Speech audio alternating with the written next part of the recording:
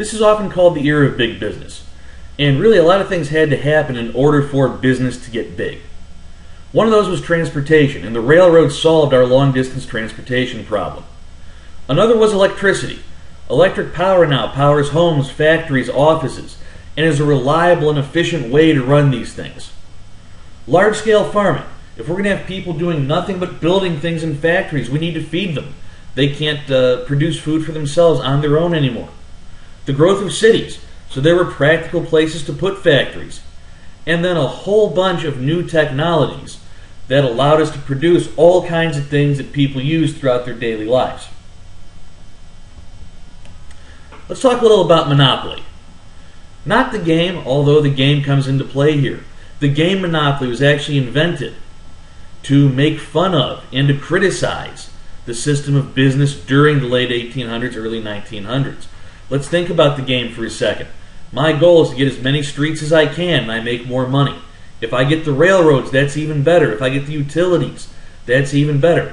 In the end, my goal is to own everything. For the businessmen of this time, that was a very real goal, to dominate their particular industry.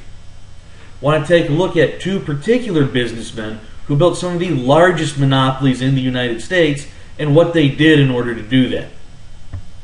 First is Andrew Carnegie. On some levels, Andrew Carnegie is a man to be truly admired. Came over as an immigrant and started in the mailroom of a company that he worked for. And in that mailroom, he once got paid in stock. Stock would be partial ownership in the company. And he was so thrilled at the prospect of owning the company and making money that it became really his life's obsession. Carnegie would eventually be the head of a company called U.S. Steel, which at one point in time will control 80% of all steel produced in America. How did Carnegie get such a monopoly? Well, part of it was his practices internally. He would hire scientists to look for better ways to make steel. He would hire accountants to keep track of everything they used in making steel. For managers, he aimed to hire the most talented and intelligent people he could find. He would then offer them stock in the company so that they would be motivated to work hard. He would even promote competition between his managers to see who could do the best job, and then would offer some kind of reward, again, stock, money, something like that. So number one, Carnegie's company internally became much more efficient than was normal. This all sounds like common sense, and if any of you have jobs, you might encounter some of this. But back then, this was really rather revolutionary. Carnegie's next move was something called vertical integration. Carnegie basically bought all of the levels of the supply chain up to steel. So in other words, you need coal, you need iron ore, you need to put it on a train, you need to put it on a boat. And all of those would have been companies aiming to make money. Carnegie bought those and ran them all as one big company. So he didn't care if the coal mine made money or the railroad, as long as the final product made money. Andrew Carnegie was happy. He also then engaged in what we call horizontal consolidation. That's the process of buying your competition. Imagine if you have your business and your competitors all on the same flat street. So it's horizontal, it's flat. You would then purchase your competition until all that was left was you. When you have that, again, we would call that monopoly.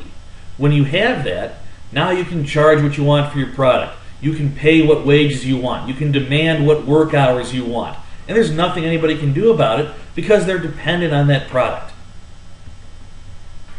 John Rockefeller, perhaps the richest man in world history by some measures. Rockefeller's oil empire is one of the largest business empires ever in American history. In 1870, John Rockefeller started his Standard Oil of Ohio company. It controlled just under 2% of all of the nation's oil. Within a decade, that number was up to 90%. Now, how did he do that? Well, he sold the oil for less than it cost him to produce it. So in other words, for a number of years, he lost money. But since his was cheaper, everybody bought it.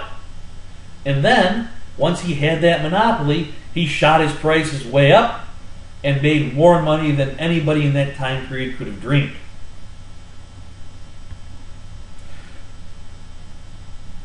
So So the practices that these men used, and were used by many other businessmen, led to two terms I want you to be familiar with. The first is called oligopoly. Let's take a product here. We'll say donuts. An oligopoly would be when only a few producers make that product. So in this case, there's only 3 companies that make donuts.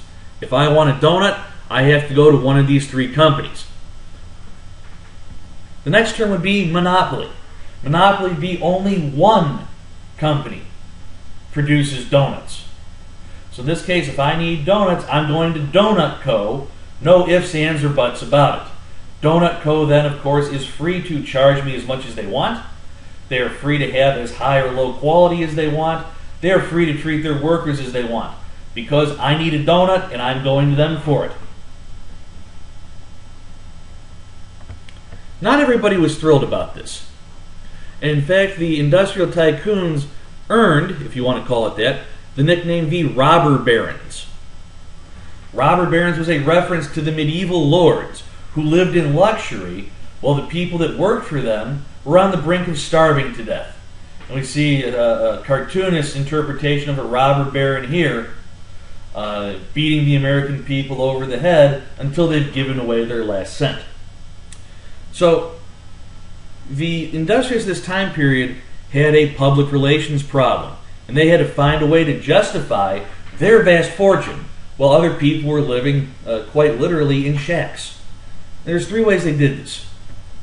First was called social Darwinism. Now you guys all are familiar with Charles Darwin and evolution. Darwin said there is survival of the fittest. So in other words, the beings best equipped to live, live. Those that were not equipped to live died off.